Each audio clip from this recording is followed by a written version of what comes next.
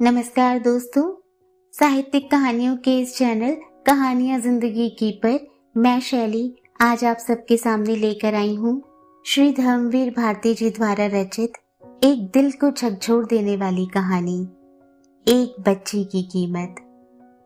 आगे बढ़ने से पहले हमेशा की तरह आप सबसे आग्रह है कि अगर चैनल पर पहली बार आए हो या अब तक ना किया हो तो चैनल को सब्सक्राइब जरूर करें। आइए कहानी को सुनते हैं।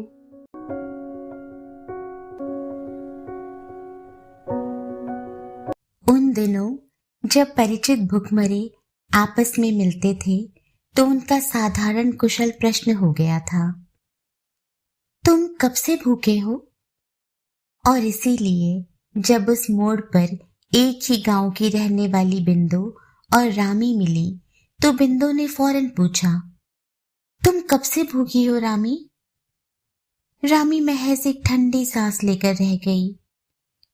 बिंदु फिर बोली, उफ, तुम कितनी दुबली हो गई, और यह तुम्हारी बच्ची, यह तो महज कंकाल रह गई है। रामी ने अपनी धुंधली आंखें उठाकर पूछा, बिंदु, तुम्हारी बच्ची क्या मर गई? अब की बार बिंदु एक ठंडी सांस लेकर रह गई।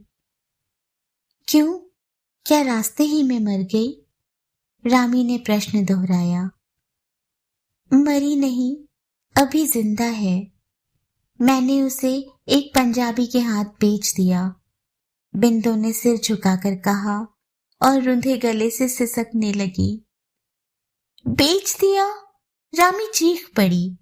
तो यह कहो हत्यारिन अपनी बच्ची के हाड़ बेचकर पेट भर रही है। तेरी जुबान नहीं कट गई? तेरे हाथ नहीं टूट गए बेचते वक्त? बिंदु ने एक दयनीय दृष्टि से रामी की ओर देखा और सिर झुकाकर चुपचाप चली गई। बिंदु चली गई, मगर उसकी बात रामी के मन को महसूस रही थी। उसने अपनी फूल सी बच्ची को कैसे बेचा होगा? राम राम, हत्यारों का काम है यह तो। 2 हफ्ते बाद रामी के 13 वक्त फाके हो चुके थे। एक दिन सुबह रामी की आंख खुली। बदन में बेहद कमजोरी थी।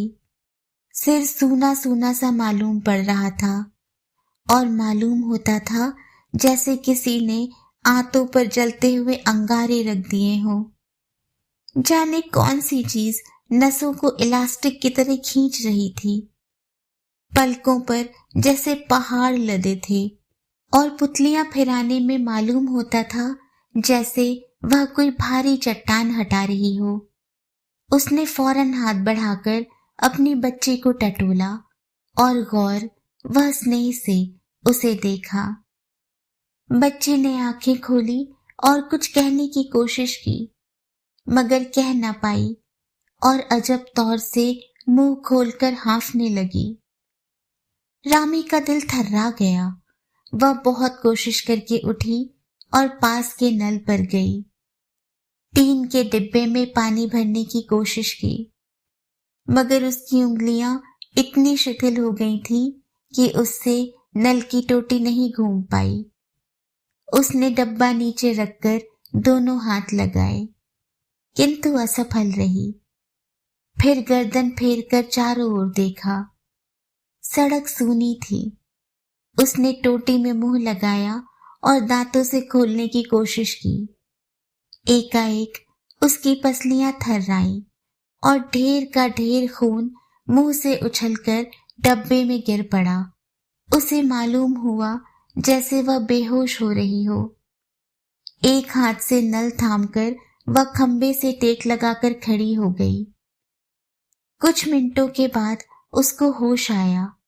उसने वह डब्बा उठाया और नल के सामने जमा हुए गड्ढे के मटमैले पानी में धोया। पानी खून की वजह से लाल हो गया। हिलोरों से पानी पर तैरते भुनगे और मच्छर हवा में भुनभुनाने लगे। रामी ने एक कोने से निथार कर पानी उस डिब्बे में भरा और बच्ची के पास गई। बच्ची चुपचाप थी, महज कभी कभी हाथ पांव छटपटा उठते थे। उसने थोड़ा सा पानी उसके सूखे हलक में डाल दिया। बच्ची ने आंखें खोली और सूनी सूनी निगाहों से मां की ओर देखा। फिर जुबान निकालकर होंठ पर लगी हुई पानी की बूंद चाटी। रामी प्यार के साथ हाथ फेर कर बोली, बेटी। बेटी ने हाथ पटक कर सूखे गले से कहा, भूख मां, भूख पहले कहा, मां बाद में। उफ, रामी ने मन में कहा, इससे तो यह पंजाबी के पास आराम से रहेगी। फिर जैसे किसी ने उसकी आत्मा को झकझोर कर कहा, तुम मां हो हत्यारिनी। और वह अपनी बात पर अपने ही आप सहम गई। सामने का फाटक खुला और अपने कुर्ते की बाहें समेटते हुए पंजाबी निकला। ढीले कुर्ते का छोर खंबे में लगा और जेब में रुपए खनक गए। रुपए की खनखनाहट रामी की पसलियों में गूंज गई और उसकी नसों में किसी सर्वग्राही ताकत ने गरज कर कहा, इससे तो यह पंजाबी के पास आराम से रहेगी। रामी उठी और पंजाबी की ओर चली, मगर उसके दिल की गर्मी पिघल कर फूट पड़ी।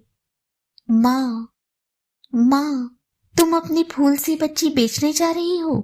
बेचने? रामी फिर लौट आई। बच्चे की पसलियां चल रही थी और पैर जैसे ऐंठ से रहे थे। रामी की आत्मा को किसी ने मरोड़ कर कहा, खुदगर्ज, तुम मां हो, अपनी एक छोटी सी ख्वाहिश पर अपनी बच्ची की जान ले रही हो। क्यों नहीं बेच देती? आराम से तो रहेगी, पास या दूर। उसका पेट जल रहा था।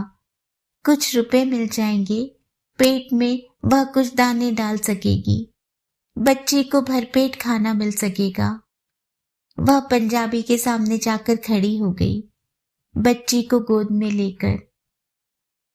सेठ साहब, वह क्या कहे?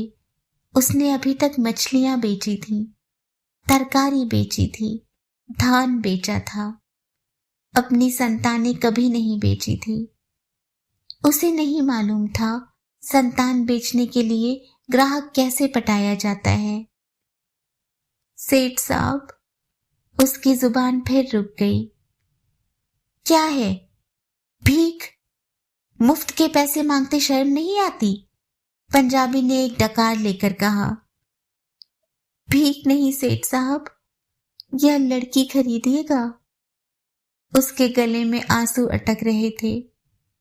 पंजाबी खड़ा हो गया। यह बच्ची, इसका मैं क्या करूंगा? यह तो घर ले जाते मर जाएगी। कोई बड़ी लड़की नहीं है, अंदाजन 15-16 बरस की। भूखी है साहब, दाना मुंह में जाते ही बोलने लगेगी। पंजाबी ने झुककर बच्ची को देखा। रंग साफ था, कट अच्छा था, मगर भूख की वजह से दुबली थी। अच्छी निकलेगी, 5 साल में तैयार हो जाएगी, निखर जाएगी, और कम से कम 500 रुपए तो मिल ही जाएंगे। उसने अपने मन में सोचा। बोल, कितने में देगी? रामी असमंजस में पड़ गई। कितना बताए? एक बच्चे की कीमत कितनी होती है उसे आज तक नहीं मालूम था। उसने हिसाब लगाया। 1 पाव चावल 8 आने का, 4 दिन को 1 सेर चावल। 2 रुपए दे दीजिएगा सेठ साहब। पंजाबी जोर से हंस पड़ा। यह पेट। उसने पेट पर हुनकी मारी, जैसे किसी टायर की हवा देख रहा हो, और पसलियों में उंगली गड़ाकर बोला, ये हड्डियां, इनकी कीमत तो 2 पैसे भी बहुत है। 2 पैसे? रामी चीख पड़ी। हाँ, 2 पैसे। और क्या, कोई गाय बकरी बेच रही है कि रुपए लेगी? अच्छा, 8 आने लेगी? नहीं, तेरी मर्जी, कहकर फाटक के अंदर जाने लगा।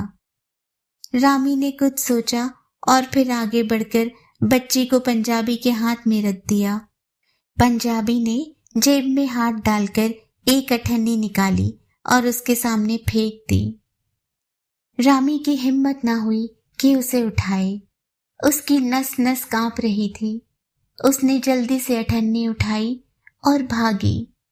उसके हाड़ जल रहे थे और वह जैसे बेहोशी में चल रही थी। सामने एक बनिए की दुकान थी। उसने अठन्नी बनिए को देकर कहा, चावल? चावल नहीं है। दे दो महाराज, बड़ी मेहरबानी होगी। बनिए ने चारों ओर शंकित निगाह से देखा और बोला, 2 रुपए सेर मिलेंगे। उसके बाद गल्ला खोला, अठन्नी उसमें रखी और दूसरी अठन्नी निकालकर बोला, ठगने आई है बदमाश, खोटी अठन्नी बोनी के वक्त, बेईमानी तो देखो। 4 आने सेर खरीदे हुए चावल को 2 रुपए सेर बेचकर अठन्नी बदलने वाला ईमानदार बनिया बोला और खोटी अठन्नी उसके सामने फेंक दी। रामी गुस्से से उबल पड़ी। झूठा, धोखेबाज, मेरी अठन्नी तो अच्छी थी।